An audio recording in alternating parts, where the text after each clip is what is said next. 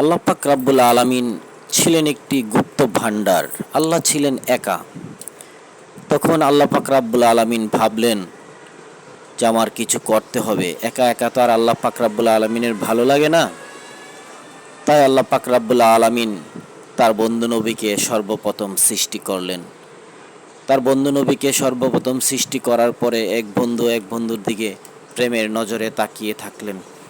তখন আমার কামলেওয়ালা নবী আল্লাহ পাক রাব্বুল আলামিনকে ডাক দিলেন, লা ইলাহা ইল্লাল্লাহু। তখন আমার আল্লাহ খুশি হয়ে গেলেন। আমার আল্লাহ বললেন, মুহাম্মাদুর রাসূলুল্লাহ সাল্লাল্লাহু তাআলা আলাইহি ওয়াসাল্লাম।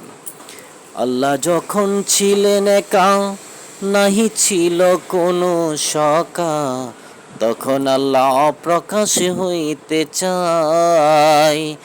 ওরে আপন নূর হইতে খোদা হাবিবের নূর করলেন সৃষ্টি, ডুব মারিলেন এশকের দরিয়ায়। হাইরে সময় যায়, পর দুরুদ নবী মুস্তফায়, পর দুরুদ নবী মুস্তফায়। হায়রে সময় যায়, পর দুরুদ নবী মুস্তফায়।